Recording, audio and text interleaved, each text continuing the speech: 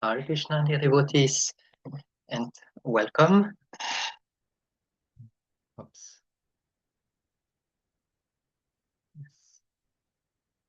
Okay. Hare Krishna, everyone. Oh.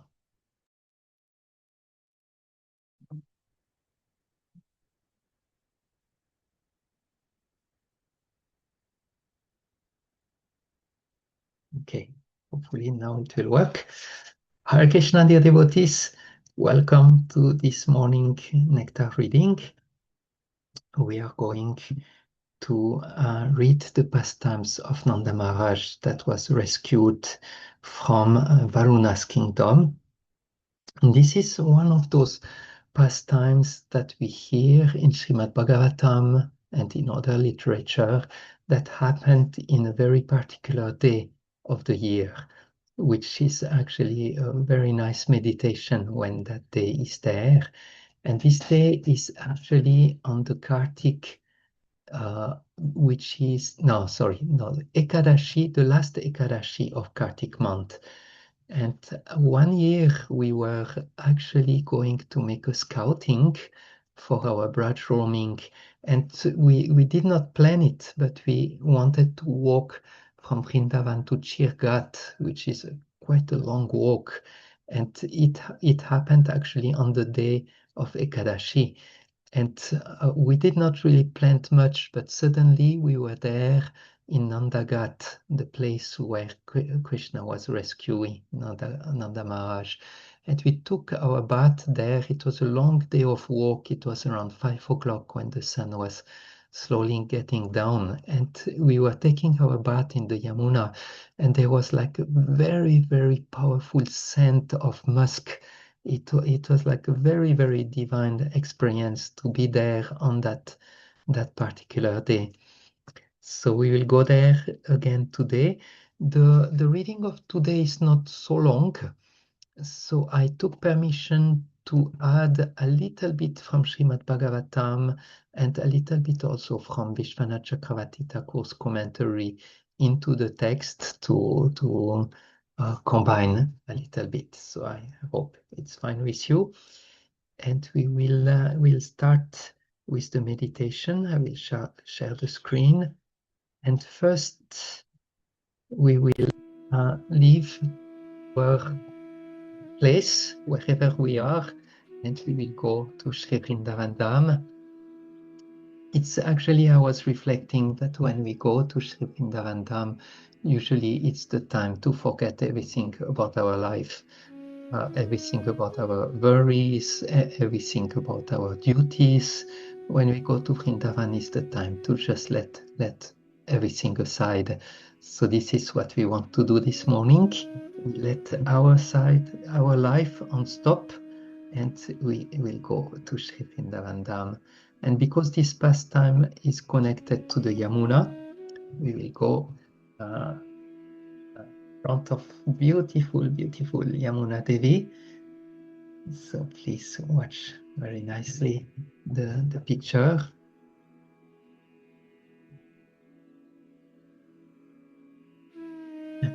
Imagine you are entering your screen now. Close your eyes, but keep the picture in your mind's eyes. Come close to Mother Yamuna. And take a few drops of her beautiful scented water on your head. And look at Yamuna for a little while. From the direction she comes, you are facing the flow.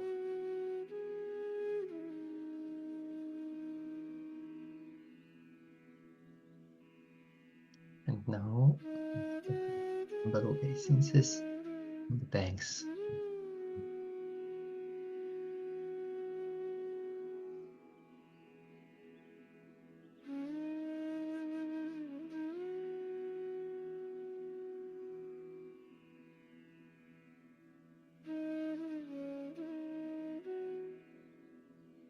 Feel the touch of Yamuna's dust on your forehead.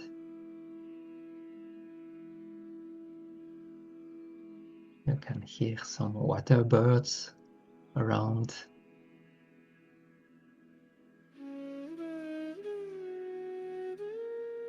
Now, please remember your spiritual master, and in your heart, with a focused mind, please recite his pranam mantra and remember him.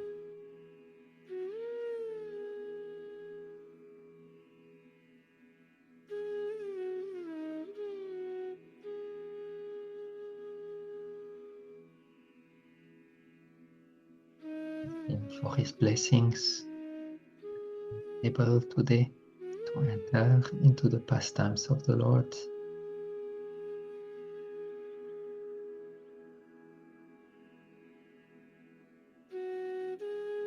Now please slowly enter Yamunaji.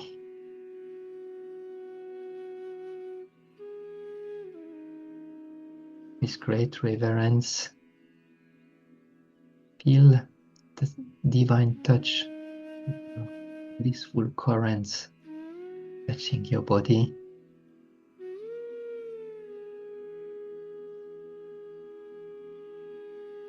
Go a little deeper until you will be waist deep.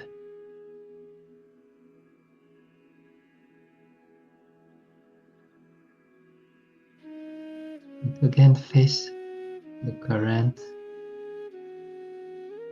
And now take your bath.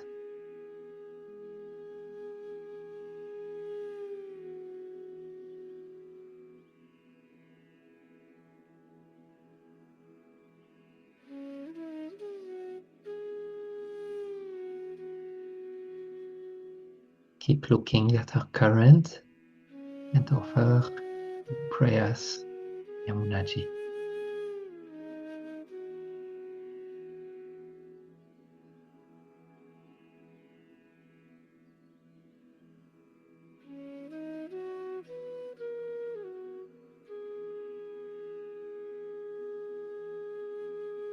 Slowly come out of the water.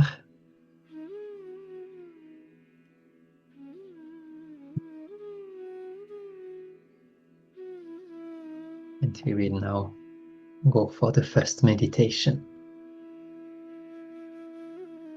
This meditation is with Srimati Radharani, and this is at the time when Krishna had disappeared under the water. And it is a time when she is in deep separation and she stares in emptiness due to this state of separation. Take a screenshot of this picture in your mind. And if we could ask Divya Kishori to read the first inspiration.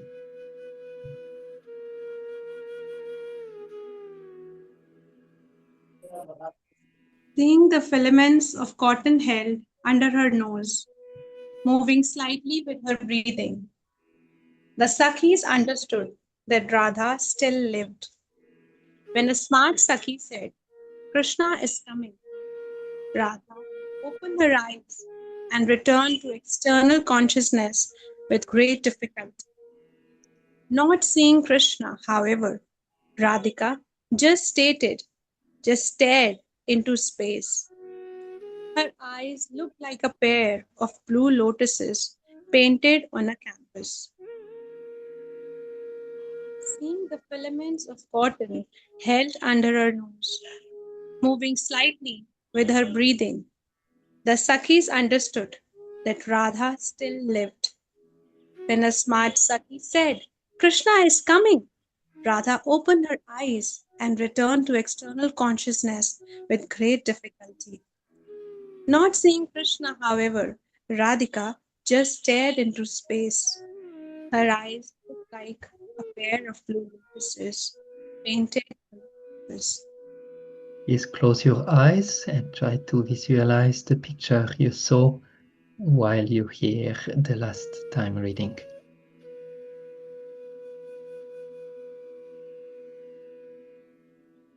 seeing the filaments of cotton held under her nose, moving slightly with her breathing. The Sakis understood that Radha still lived. When a smart Saki said, "Krishna is coming," Radha opened her eyes and returned to external consciousness with great difficulty. Not seeing Krishna, however, Radhika just stared into space. Her eyes looked like a pair of blue lotuses painted on a canvas.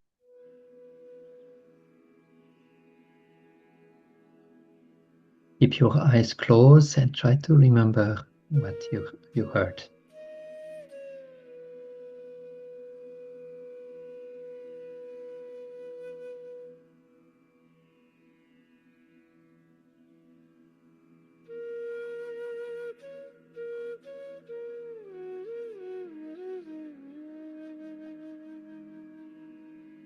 The next meditation will be Varuna, who will have the darshan of Krishna. And when he will see Krishna, he will describe his beautiful form, his eyes, the contour of his belly, and so on and so forth. So look very carefully, Krishna.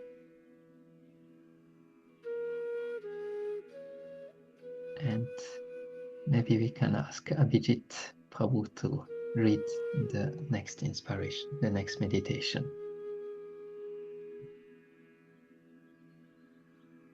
Hare Krishna, Prabhu. Hare Krishna. Varuna said, all the demigods worship me, whose eyes are beautiful lotus petals, who has a splendidly contoured belly, who radiates a dazzling effulgence, whose graceful arms extend to your knees, and who wears a gorgeous forest gown. I worship that super excellent transcendental.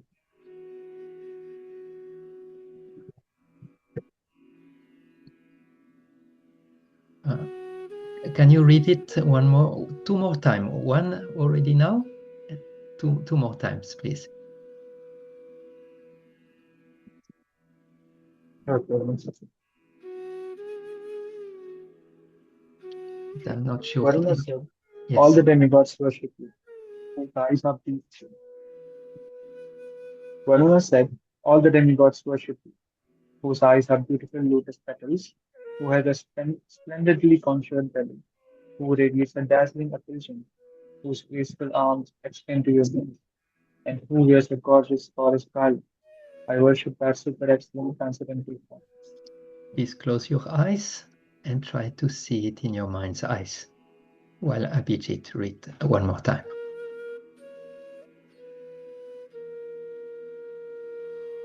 Varuna said, all the demigods worship, whose eyes are the beautiful lotus petals, who has a splendidly contoured belly, who radiates a dazzling effulgence, whose graceful arms extend to your knees, and who wears a gorgeous forest garland. I worship that super excellent transcendental form.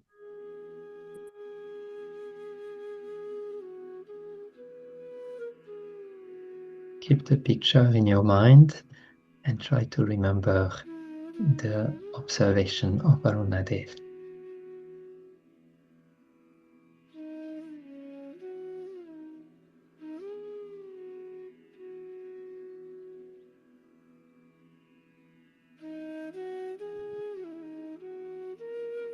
And the last meditation today will be Nanda Maharaj, who is fully amazed by what he saw in Varunadev, the whole kingdom of Varunadev, and how he noticed that Varunadev was so much glorifying his son, Krishna.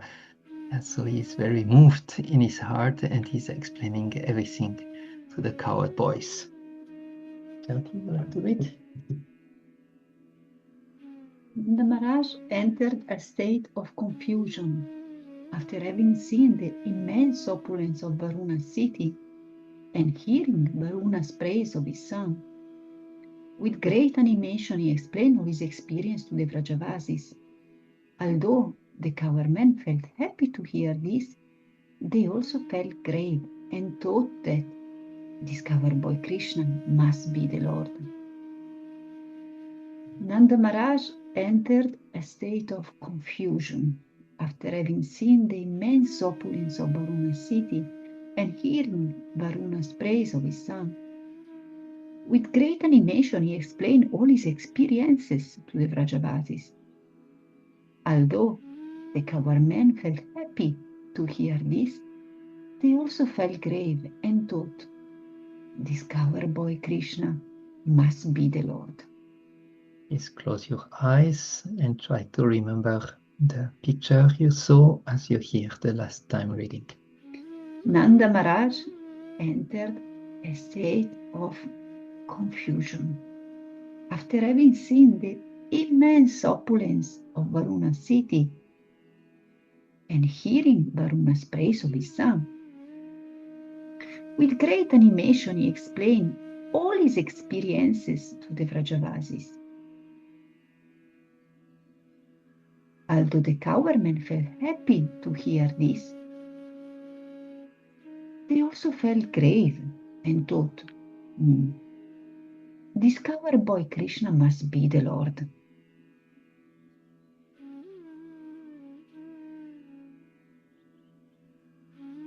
Keep your eyes closed and try to remember what you heard.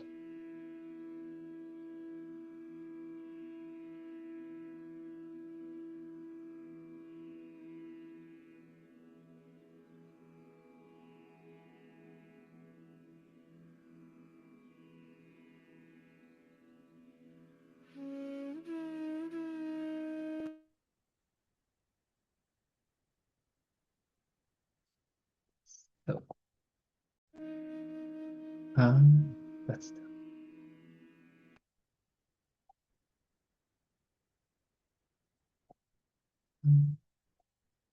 no. Yeah. Wonderful. So we are ready to start with the reading.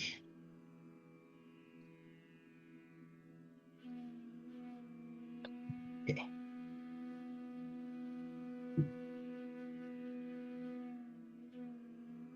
Good.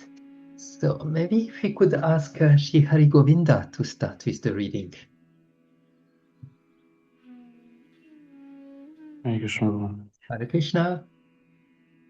Rescuing Nanda Baba from Varunaloka.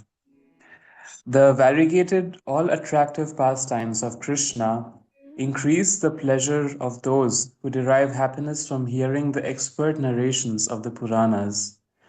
Upon hearing Krishna's thrilling exploits, one realizes that all other stories are worthless. Because Krishna is an overflowing reservoir of all good qualities, hearing about his activities gives full satisfaction to the ears. His splendid, all attractive transcendental form, gracefully curved from head to toe, is worthy of everyone's respect and worship. Krishna's pastime of lifting Govardhana hill enchanted the whole universe.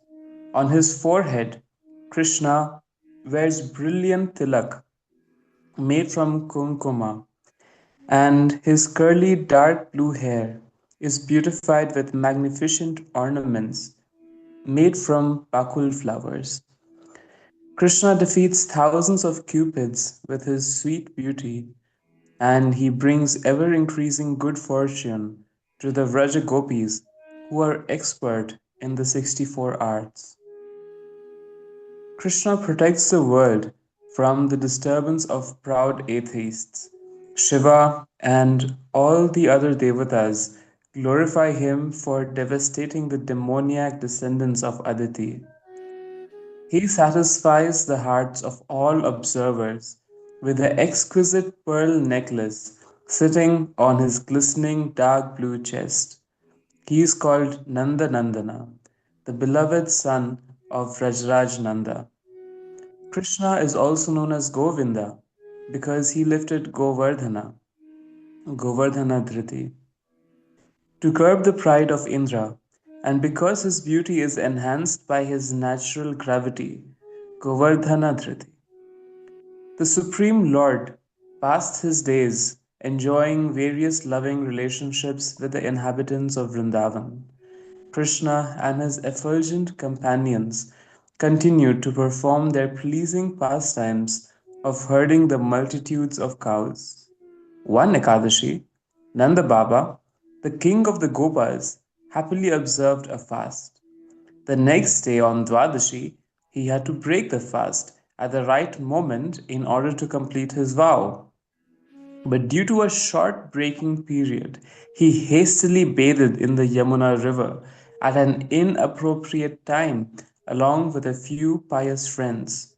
Even though he had bathed at an inauspicious time, Nanda Maharaj did not consider it offensive since he had acted only to honor the Dwadashi Tithi time juncture. Following the rules of scripture, he submerged himself reverently in the Yamuna. As Nanda was standing in water and meditating on Narayan, he entered in trance and lost awareness of the world. The servants of Varuna angrily arrested Nanda Maharaj and put him in great distress for bathing too early in the morning. Nanda Maharaj had impeccable character, but due to a slight deviation from the rules, he was seized by Varundev, the lord of the waters. Unaware of his destination, Nanda left completely distressed. Thank you. Golokavasini Mataji, would you like to continue the reading? Hare Krishna. Priji, actually, I'm little unwell, so sorry for today. Sure, I will be sure. listening. Yes, Thank you. sure. Okay, then Shafi, would you like to... Standing on the bank of the Yamuna, the friends of Nanda Maharaj, panicked with fear and confusion, they shouted, "What has happened? What has happened?" Seeing that they could do nothing to help him, they approached Krishna, who destroys all fear, and spoke anxiously. "O Krishna, you who rewards the pious, punishes the evil, befriends the distressed, and delivers the bound. Please help us. Please help us. Something tragic has happened. Some proud person kidnapped your father, who is worshipable by Lord Brahma, while he bathed in the Yamuna. Almighty Armoan, please save him. Go there. Only you can save him from this terrible calamity."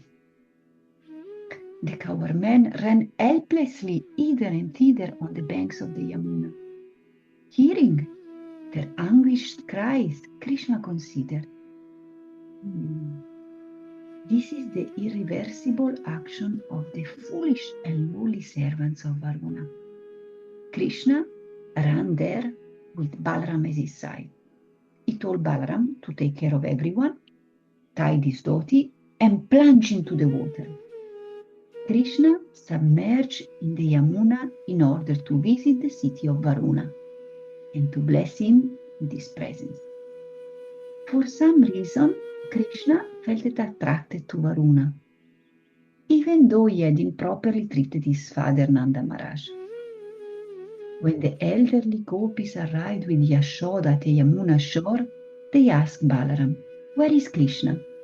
And Balaram said, "Do not worry, your powerful son has gone to rescue his father. He will soon return and make you happy." Rohini scolded and gave him a slap for letting Krishna go alone.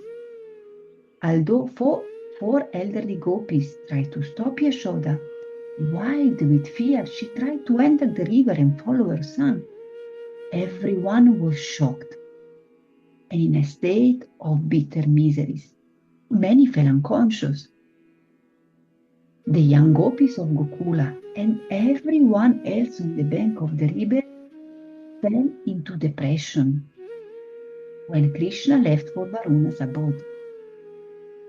Though the gorgeous Vrajagopis did not always see Krishna, because of their intense attachment to him, and because they stayed in his village, they felt they lived in the same house as Krishna. Fearing that he had departed for the other world, the gopis lost all strength and collapsed on the ground. At this period of time, one moment seemed like thousands of yugas. In this state, the gopis could not hear anything, see anything, or say anything. Their minds went with Krishna, and their bodies shook uncontrollably. In a world full of changes, pure love is the only constant. Although withering away due to separation from Krishna, Radhika managed to sustain her life by the power of her Krishna prema. Even though the Priyasakis feigned Radha with lotus and tala leaves and sprinkled her with sandal water, they could not reduce Radhika's high fever in separation from Krishna. Luckily, a friend named Murcha, unconsciousness, arrived to extinguish the fire. Seeing the filament of cotton held under her nose moving slightly with her breathing, the Sakis understood that Radha still lived. When a smart Saki said, "Krishna is coming," Radha opened her eyes and returned to external consciousness with great difficulty. Not seeing Krishna, however, Radhika just stared into space. Her eyes looked like a pair of blue lotuses painted on a canvas. Even though Radhika heard her friends saying, "Krishna will be coming in a moment," she thought, if one moment becomes like a yuga of time, am I to blame for suffering such a pain of separation? Not seeing Krishna before her, Radha felt even more anguished. The hot sparks of fire in her heart shot forth as tears, mixed with her kajal and dripped in black stream down her golden lotus face. Nanda, still absorbed in samadhi, was brought in a cave underwater, and Varuna recognized him. Full of fear, Varuna placed Nanda on a celestial bed and worshipped him. Knowing that Krishna would not tolerate that and will soon appear, he waited at the entrance of his kingdom. Krishna, the ocean of mercy, proceeded to the abode of Varuna. Upon seeing him, Varuna humbly and courteously received the Lord. Filled with affection, he worshipped Krishna with arghya and other articles. Varuna praised the effulgent Supreme Lord as the reservoir of all exceptional characteristics, the embodiment of all happiness, and the very form of concentrated bliss and knowledge. Varunadev said, "O jeweled of the womb, Garbharatna of Devaki, you shine brilliantly amongst the Devata headed by Shiva. I offer my respect to you. You descend as an avatar to relieve the earth, Ratnagarbha, of her burden, Bharavataraka. Your handsome form and qualities defeat the attraction of thousands of cupids. You stand before us as the spotlessly pure and blissful son of Nanda. The dust, Raja, of your lotus feet has removed my covering of passion, Rajas.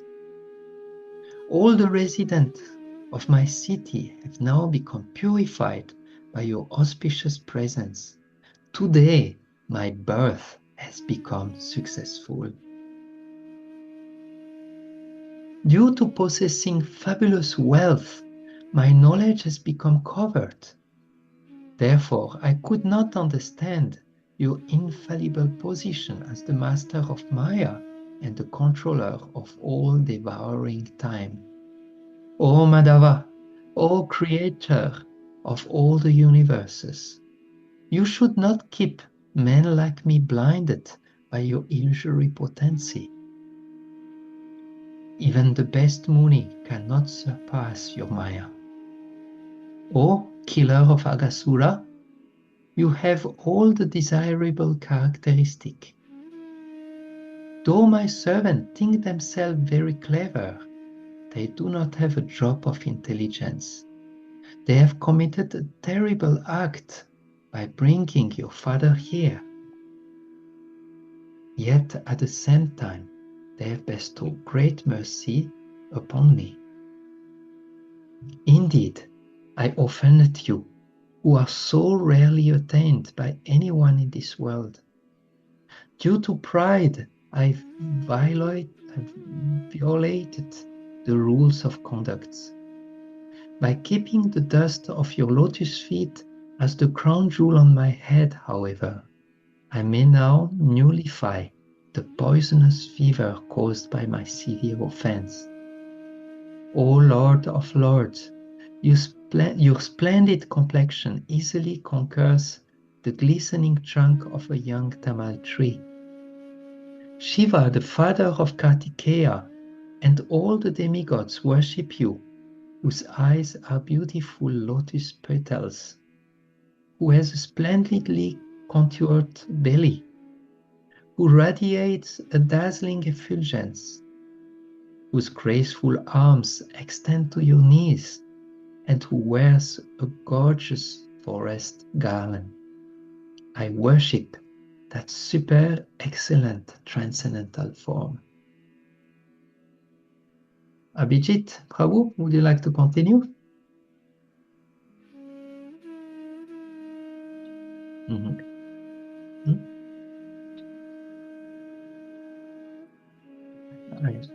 Oh, Abhijit is not here at the moment. Maybe Tanu, if you like to continue. Yes, thank you, Prabhuji. After praising Krishna, Varuna took sweet, fragrant water in his hands and washed the Lord's lotus feet, which are the abode of auspiciousness. This immediately removed all calamities. Varuna said, O Supreme Person, subduer of the demons, please be merciful to me. Please take whatever jewels you want from my kingdom. Actually, everything here belongs to you. What more can I say? I also belong to you. All my pious acts have borne fruit by receiving your darshan. If the desire to see you arises with a person, it will not disappear all of a sudden. Therefore, just to taste the bliss of seeing you, I have safely kept your father here. O ornament of the earth, please forgive my offense.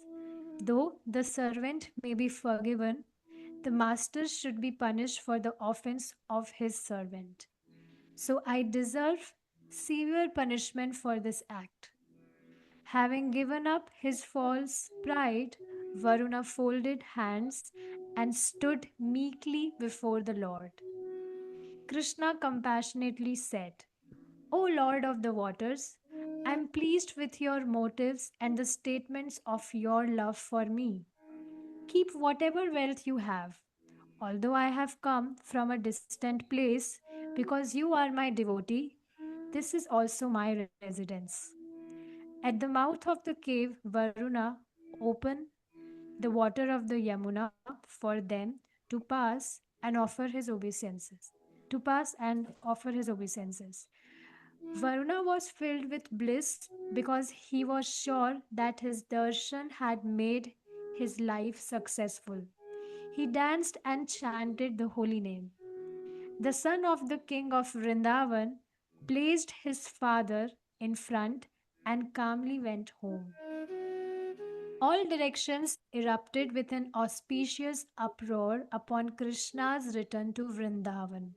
The minds of Radhika and the gopis submerged in anxiety, and simultaneously floated in liquid currents of nectar. Somehow the gopis quickly received Radha, and everyone filled with boundless happiness. Thank you.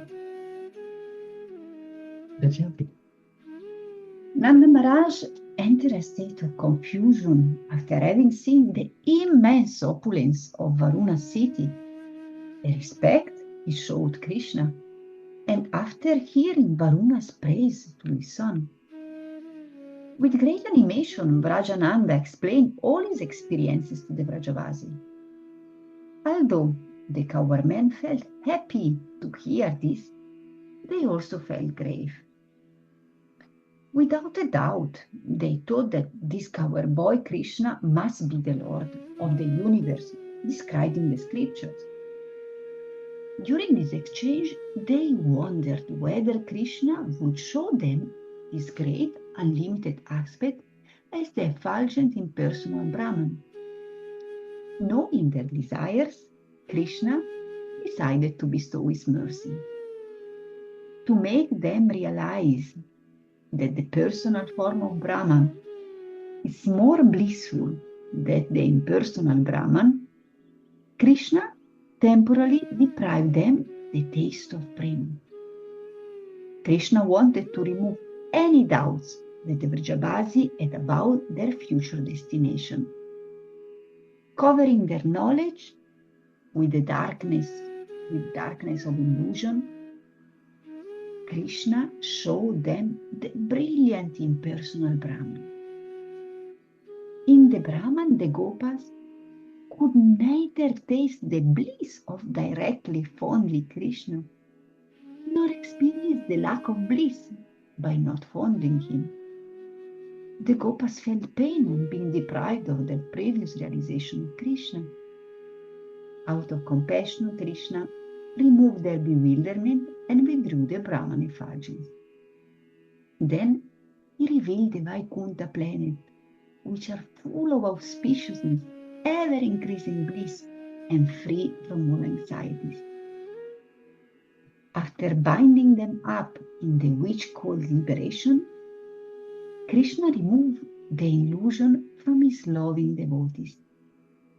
By this, Krishna showed that his devotees do not attain the painful liberation desired by others.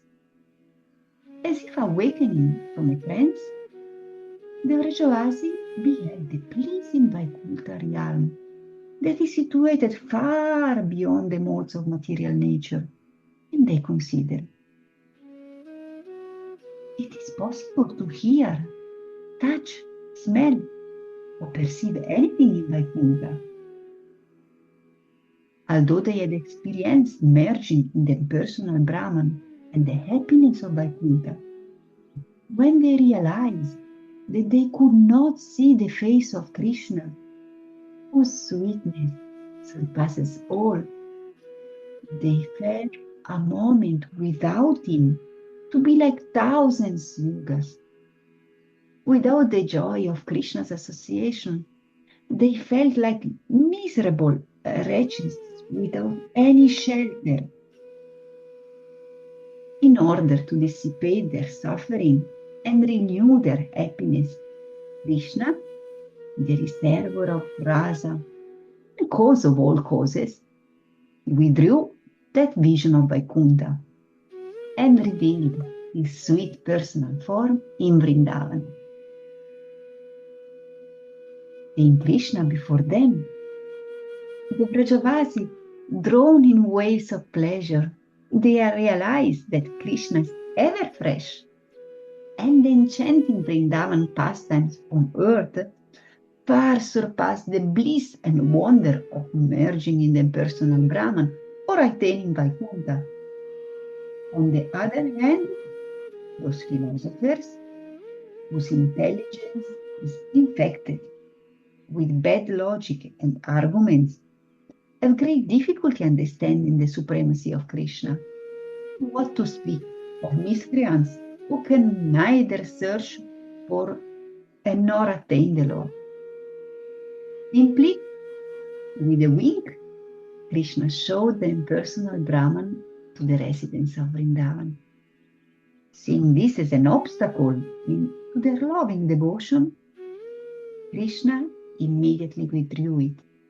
Therefore, what is impossible for his Lila Shakti?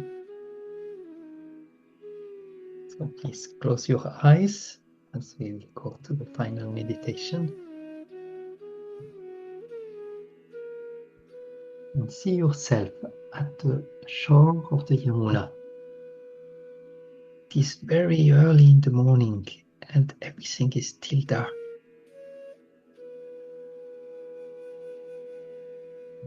See Nanda Maharaj taking his bath in the Yamuna.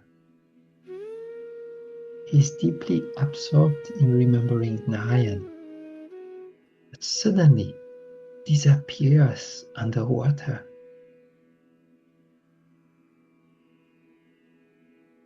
See the governments in panic, with fear and confusion, running to call for help.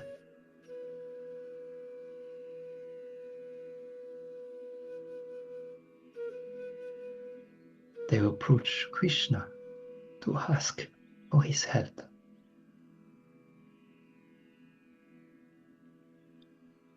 Krishna left his bed of flower and ran on the spot, together with the Brijbasis. Everyone fell into depression when they heard that Nanda Maharaj had disappeared. Krishna very quickly told Balaram, "Stay here, take care of the Brijbasis, I'm just now coming." And Krishna plunged into the waters of the Yamuna, not to be seen again.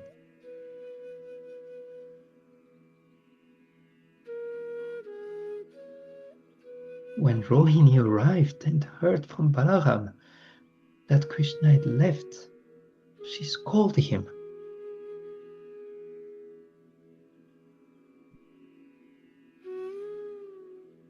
See the elderly gopis trying to stop Yasoda from entering the water.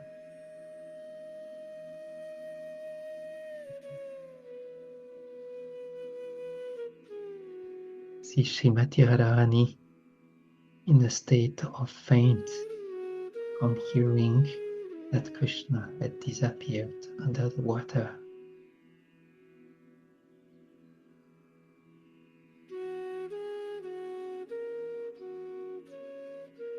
Her eyes looked like a pair of blue lotuses painted on a canvas.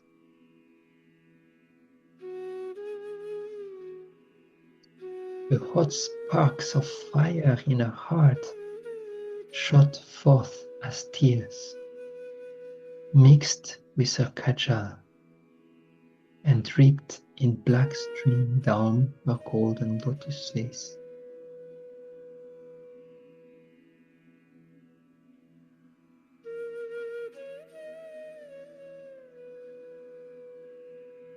Inside of the water is Nanda Maharaj, still absorbed in samadhi, on a celestial bed in the cave of Varuna.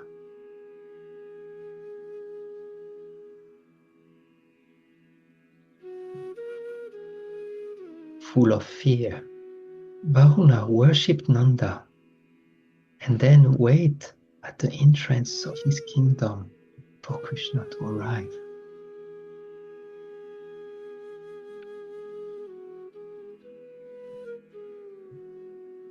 Here, Varuna glorifying the Lord at his arrival.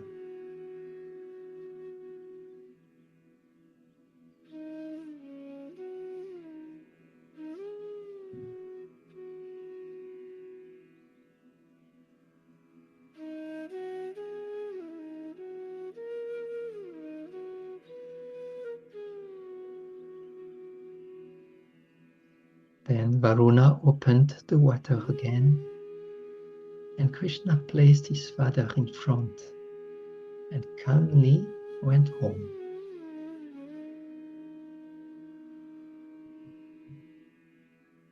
At their arrival, all direction erupted with an auspicious uproar.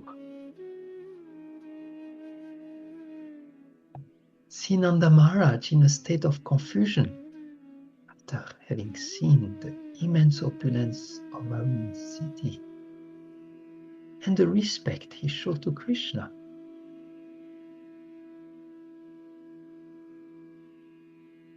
With great animation, he explains all his experience to the bridge bassis.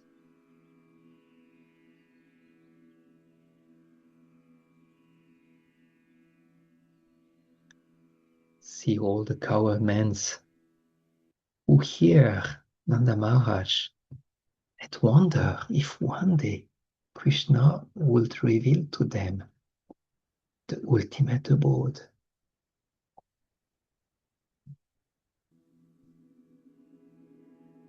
See the cowherd men missing Krishna in both the Brahman effulgence and Vaikunthaloka.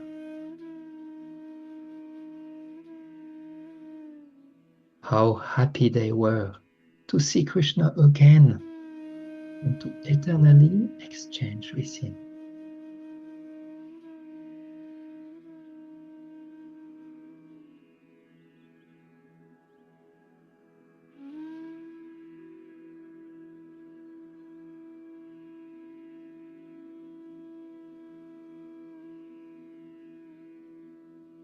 Your eyes close and offer your heartfelt prayers.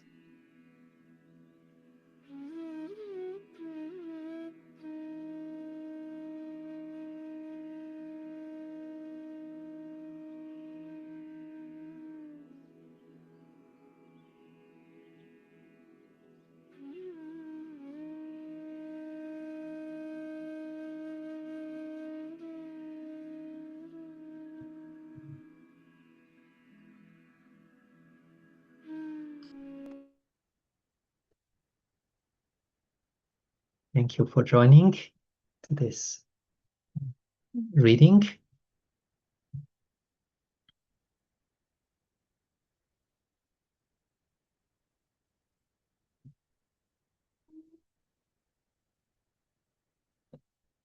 It was a little bit shorter today.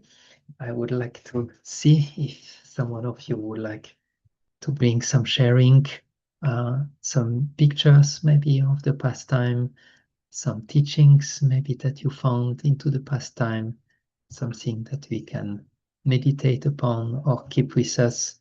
And I found so beautiful when Gavikarnapur starts. He speaks about the glories of Krishna Katha, about the glories of hearing the pastimes of the Lord. And he says, when one develops taste for hearing the pastimes of the Lord, every other story becomes tasteless. And I was thinking what a luxury we have on Saturday morning to really take the time to hear about Krishna and meditate upon Krishna. This is like our mind could find so many other things to do. Mode of passion, mode of ignorance could just take us to so many other activities. But we were brave and we know where is the real nectar, and we could take the decision today to stay with the narration of Krishna's beautiful pastime. So it's very glorious. I feel very, very happy for that. So I don't know if maybe Golokavasini or Tanu, Sri Hari Govinda, if anyone would like to share something. Thank you, Braj Mandala Prabhu, for sharing. Also, you were sharing something in the chat. Most amazing pastimes, and again, the intense attachment of Vrajavasis to Krishna, incomparable to anything else. Thank you. Thank you, Braj Mandala Prabhu. Missing you. Hope to see you soon. Thank you for sharing. Yes, Tanu. Yes, Prabhuji. So today when we were reading this pastime, so I was remembering another pastime where incarnation of Krishna, Lord Vishnu himself wanted to see Krishna, and because of that, he Mm, kidnapped the son of Brahmana. So it was Mhm. similar story mm, somewhat. mm. So yes, I Yeah, was very. remembering that pastime. Thank you. Yes, Thank you. and yes, I also prayed that Krishna is all attractive. So Krishna may appear in like we may also see him that way as we'll our heart will get purified. So we will also be able to see Krishna. He's all attractive. So we'll also Mm, be able to see that way. Prabhuji, I had a question. We read that Nand Maharaj was absorbed in samadhi. So can you elaborate more on this? I was not able to get this point. Maybe I mhm. slipped reading. I'm, Yes. I'm not sure actually from which, if it's in the Bhagavatam or if it's Vishwanath Chakravarti's commentary, where exactly it is written. But one of our Acharya is explaining that he was in Samadhi when he was taking his bath. And then when he was brought to Varunadev, he actually was still in Samadhi. So he did not actually noticed or felt anything.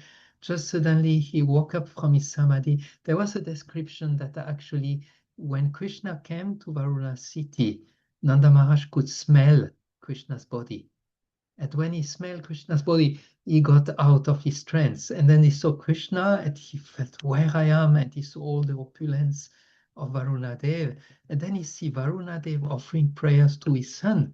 And he feels, why is he praising my son? My son, Nanda Maharaj do not see his son as the Supreme Personality of Godhead, so he had difficulty to comprehend all of that.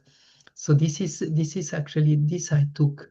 It's not directly from Ananda Vrindavana Campu. This is from other notes that I had gathered. I could research from where exactly it come, but that's what I had on my notes. And I was also thinking, like, I mean, also Nanda Maharaj is worshipping Narayana. So I guess his samadhi is also because he's always worshipping Narayana, and also because that he can protect his son, and like this, he's not aware that Krishna is Narayana. And so that's, I guess that's why he has meditation on the Lord, and then he was in samadhi. Thank you. Thank you. Beautiful. Thank you so much for sharing, Prabhuji. Shri Hari Govinda Prabhu, what treasure did you gather today? First of all, I wanted to thank you because you were talking about reading on on Saturday morning, but I think without you both, it would not have been possible. And I know that sometimes, some other times when I read, I do not reach this kind of concentration or focus. So I think this like-mindedness and this interest and this group really makes a huge difference. So thank you for that. And the pastime itself was so sweet. And one notices a difference between the acts of Indra or Brahma versus that of Varuna, where that was more out of pride. This was more like a humble mistake, and Varuna immediately knew how to deal with it instead of trying to cover up. He immediately took accountability, and that was another thing which I found interesting because at work or in the material world, when something goes wrong, you look for somebody to blame. Oh, no, that was not me. I did everything correctly. This person was at fault. But Varuna, even though it wasn't his fault at all, he took accountability and he said, no. Even it was the fault of my servant, it is my fault. It was my pride. So I found that very nice how he dealt with that, and also Krishna's attitude. It was being written, even though Nanda Maharaj has been kidnapped, I feel an attraction to Varuna. So I felt like he really used this as an excuse to give darshan to Varuna. So I found those things very interesting, and especially Nanda Maharaj. I mean, he gets kidnapped and he stays in samadhi and not even the least bit bothered, So that was sweet, and Radharani's mood and the gopis. I mean, I was just thinking, for us, we think, yeah, it is God. It is nothing's gonna happen to him, but for Yashoda Mai or for the devotees, it's oh, my child is gone. He's in the water and I can't find him anymore. So um, can't imagine what they must be going through. So those were some of the observations. Thank you. Very, very nice. Vajanti? Yes. So I think there was one sentence at the beginning that was the world is full of changes, but pure love is constant. And yes, and so yeah, what really counts is love. And Krishna, and then Krishna was answering after Varuna Dev was speaking and was saying, "I'm pleased by your motives and your love for me." Yeah, even though there was a mistake, I mean, possibly also this was Yogamaya making all the thing, but so even if there has been a mistake, he didn't act it properly, but because he had love for the Lord and his motivation, so this is what counts for the Lord. Actually, is our not even what we do, how we do, but more our motivation and our love for Him, and so that was something interesting, and also. I like it, like in the other pastime, that there is like a roller coaster of emotions. Like you say, here it's like, in fact, they say it's Baba, it's emotion that is, everything is moved out from these emotions. And many times these emotions are so strong in one sense or in the others of the Vrijabasis. And I was thinking, yes, also always important for us, like, yeah, to when we hear these emotions, is touching our heart. I was thinking, yeah, like Shri Govind, how much love they have for Krishna, and also how much love he has for them. I mean, he was just running and he just went. There is nothing he didn't thought, or he just immediately. And yes, it's about this. Yeah, also what moves the heart of the Lord is also the emotions of the devotees, the love of the devotees that they have for Him, nothing else. So yeah, we wish, yeah, by hearing those pastimes that they are resonating in our heart with this emotion, then our emotions also, it's love for the Lord is again awakened. So that's very beautiful. And few beautiful pictures. Yes, I also like it. Also when Varuna, he was so in ecstasy after that he saw the Lord, that he was dancing and chanting the holy names. It was just also completely. And yeah, I mean, also beautiful picture also of Radharani when she was so much in separation with the black streams of tears on her golden face. That it's also very beautiful image. And yes, and the last also like very much few times also Varuna was speaking about the dust of Krishna's lotus feet. And one is say that what he was praising, that the dust of your lotus feet is no, please, is removing my covering of passion. And then also it was actually I want to keep this dust like a crown on my head. So compare the dust like a crown jewel. And then I like it also when he say like everything belongs to you and I also belong to you.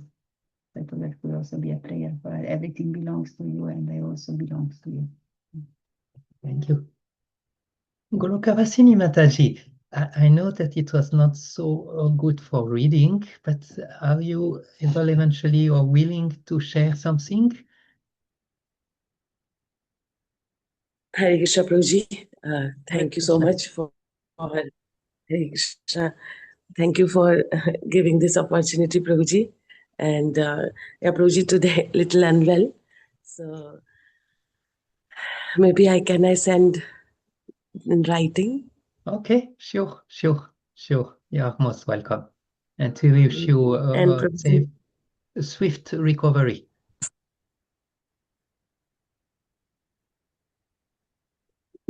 actually, I wanted to say sorry also that I could not join few weeks because I have joined one course in VIHG, so the timings are like 11 to 1 there. So I reached there around like 10:50. I reached there, so I missed maybe yeah, that I wanted to inform you. Thank you for letting us know. We definitely miss you and hope the course will soon be finished.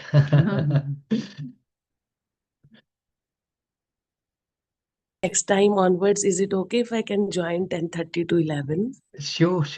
Anytime you can, anytime it's possible.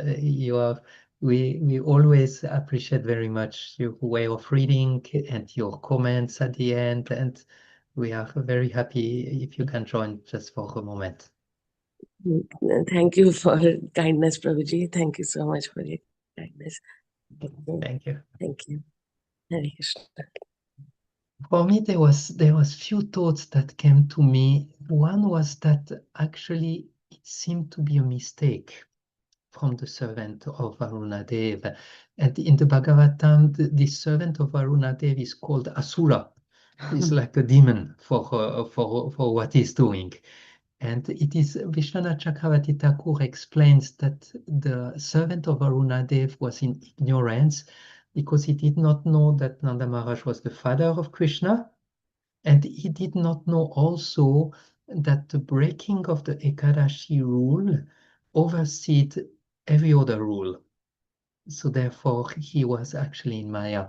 But at the same time, we hear that Krishna was actually curious to visit Varunadev's abode. He was somehow attracted to Varunadeva.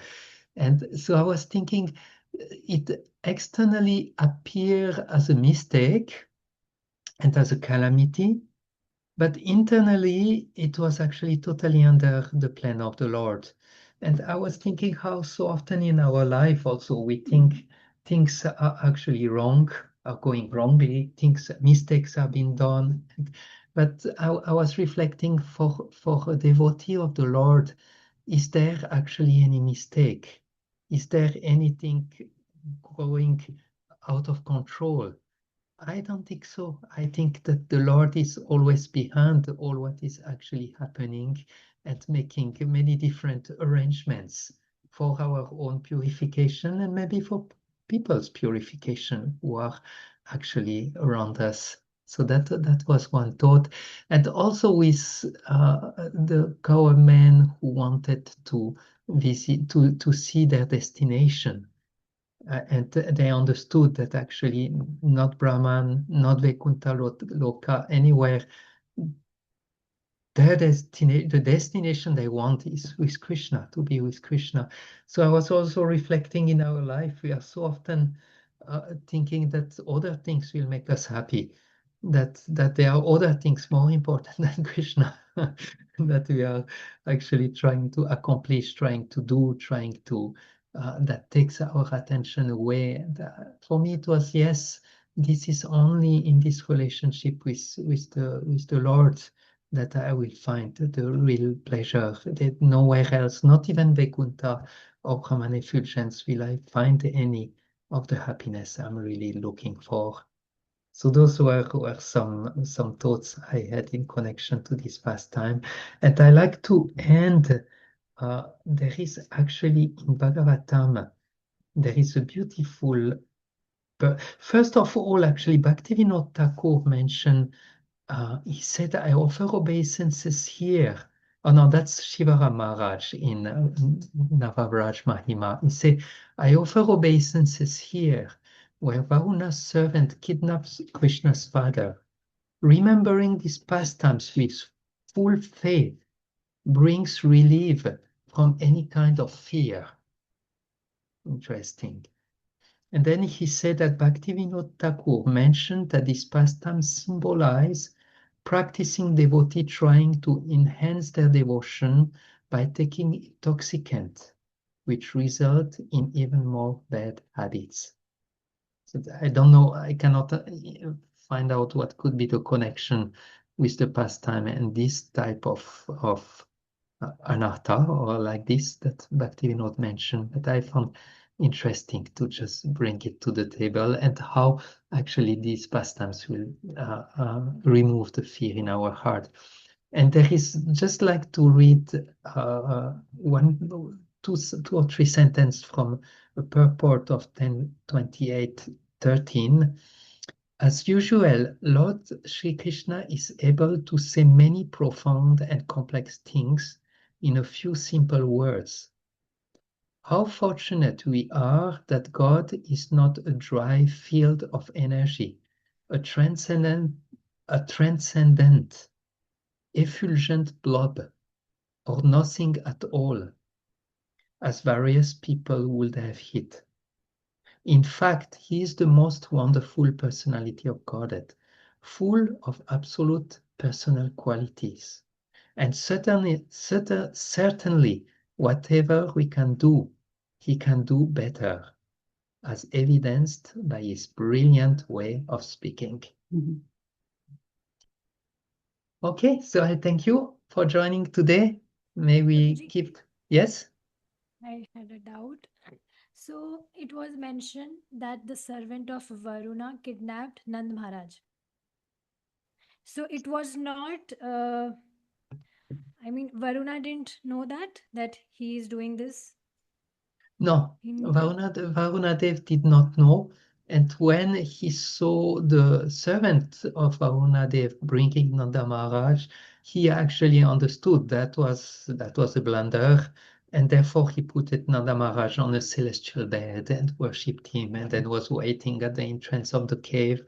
Well, now Krishna will come and like this. So it was actually a mistake from a servant of Varunadev. Yeah. So was there any reason he did this? I guess it's at the end is the Lila Shakti. At the end is the arrangement of the Lord. The Lord wanted actually to go to Varunadev, wanted this pastime to take place in that way. Yeah, to show them their pastime and also to show to the Vrijabhasi actually that what they have is the highest. So again, the Lord made different all this arrangement because yet he always does more things just with one act. Mm-hmm. Goloka Vasini Mataji. Hare Krishna. Hare Krishna. Thank you. Prabhuji, just one lesson was like I wanted to take away that when Indra said that because my servant has committed mistake, I must be punished. I will get the punishment. So the lesson is that as a servant, we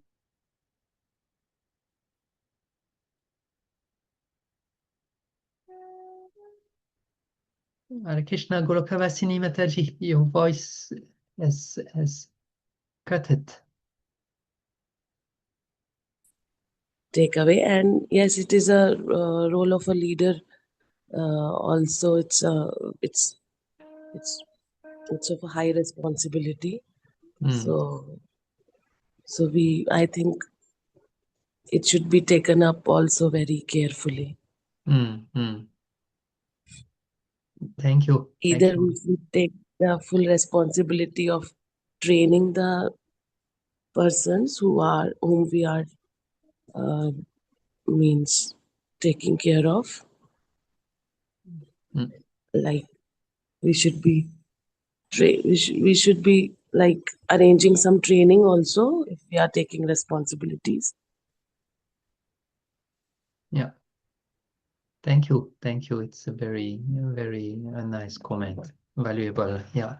Also, I think when Jai and Vijay were cursed, when Vishnu come, also he take full responsibility for what Jai and Vijay had done, these offenses to the four Kumaras. So very nice that for those who are under us, we should really take care of training them nicely. Wonderful. Thank you so much. Okay, so thank you for joining. We will have to have a break in our Nectar readings. We are going now for 1 week in Slovenia, where we will be into a camp, a summer camp, where we will be serving there.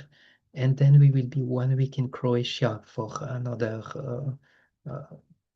in Bhakti immersion retreat or something like this. So for the next 2 weeks, we will be on traveling, yet we will not be able to follow up with the preparing the Nectar readings. But we look forward to most probably in 3 weeks we can meet again. So thank you for joining and wishing you all the best.